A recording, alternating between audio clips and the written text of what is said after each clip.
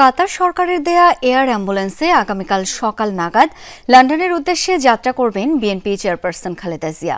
তার সফরসঙ্গী হবেন ১৪ জন, এর মধ্যে ৬ জন চিকিৎসক, ২ জন এসএফএফ সদস্য থাকবেন বলে জানা গেছে।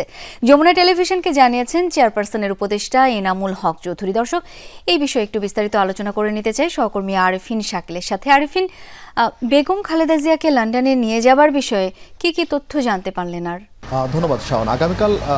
আগামীকাল ভোরবেলায় মূলত কাতার থেকে যে এয়ার অ্যাম্বুলেন্স সেটি আগামীকাল ভোরে ঢাকা এসে পৌঁছাবে। এরপর ২ ঘন্টা পরে মূলত বিএনপি চেয়ারপারসনের যে ফ্লাইট সেটি লন্ডনের উদ্দেশ্যে রওনা হওয়ার কথা রয়েছে। লন্ডনের এর আগে তিনি যেই হাসপাতালে, লন্ডন ক্লিনিক যেখানে তিনি চিকিৎসা নিয়েছিলেন, সেখানে তাকে নিয়ে যাওয়া হচ্ছে। এবং আপনি জানেন যে লন্ডন থেকে একজন চিকিৎসক এরই মধ্যে বাংলাদেশে রয়েছেন এবং তারপর অবশ্যই মূলত তাকে বিদেশে নিয়ে যাওয়া হচ্ছে। এবং আপনি আজকে দুপুর নাগাদ মূলত কাতার সরকার তাদের যে এয়ার অ্যাম্বুলেন্স, যেটি এর আগেও বিএনপি চেয়ারপারসনকে নিয়ে লন্ডনের উদ্দেশ্যে যাত্রা করেছিল এবং বাংলাদেশে ফেরত নিয়ে এসেছিল, এবং সেই এয়ার অ্যাম্বুলেন্স কাতার সরকার অনুমোদন করেন এবং সেই অনুমোদন করার পরপরই সেটি আজ রাতে বা আগামীকাল ভোর নাগাদ ঢাকা হযরত শাহজালাল আন্তর্জাতিক বিমানবন্দরে এসে পৌঁছাবে।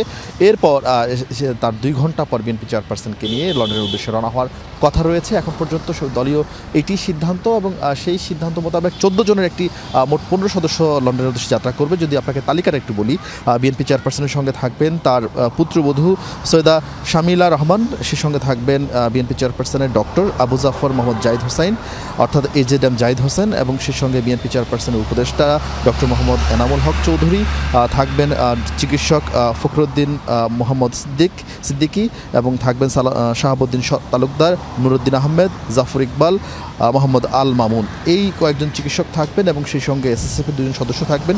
সঙ্গত কারণ তাদের নাম আমরা বলছি না। সেই সঙ্গে বিএনপি চেয়ারপারসনের অ্যাসিস্ট্যান্ট, বিএনপির ভারপ্রাপ্ত চেয়ারম্যানের অ্যাসিস্ট্যান্ট অর্থাৎ সহকারী আব্দুল হাই মল্লিক, এবং সেই সঙ্গে বিএনপি চেয়ারপারসনের আরেকজন সহকারী মাসুদুর রহমান, তারাও কিন্তু এই সফর সঙ্গী হচ্ছে। এবং সেই সঙ্গে বিএনপি চেয়ারপারসনের সঙ্গে যারা ২ জন সবসময় থাকেন, গৃহকর্মী ফাতেমা বেগম এবং সেই সঙ্গে রূপা শিকদার। এই মোট ১৫ জন বিএনপি চেয়ারপারসন অর্থাৎ সহ ১৫ জন, তারা আগামীকালের সকালেই বাংলাদেশ থেকে লন্ডনের উদ্দেশ্যে যাত্রা করবেন। এবং আর সেই ক্ষেত্রে যেহেতু আপনি জানেন গত ২৩ তারিখ থেকে বিএনপি চেয়ারপারসন এভারকেয়ার হাসপাতালে ভর্তি রয়েছেন এবং ২৭ তারিখের পর থেকে সিসিইউতে, ফলে চেয়ারপারসনকে এভারকেয়ার থেকে কিভাবে কাতার এয়ার অ্যাম্বুলেন্সের হযরত শাহজালাল আন্তর্জাতিক বিমানবন্দরে নিয়ে যাওয়া হবে সেটি এখন পর্যন্ত পরিষ্কার নয়। তবে ধারণা করা হচ্ছে হয়তো হেলিকপ্টারে করে এভারকেয়ার সামনে থেকে তাকে হযরত শাহজালাল আন্তর্জাতিক বিমানবন্দরে পর্যন্ত নিয়ে যাওয়া হবে। এরপর সেখান থেকে রওনা হবে। বিএনপির পক্ষ থেকে এখনও আনুষ্ঠানিকভাবে এর কোনো তথ্য জানানো হয়নি।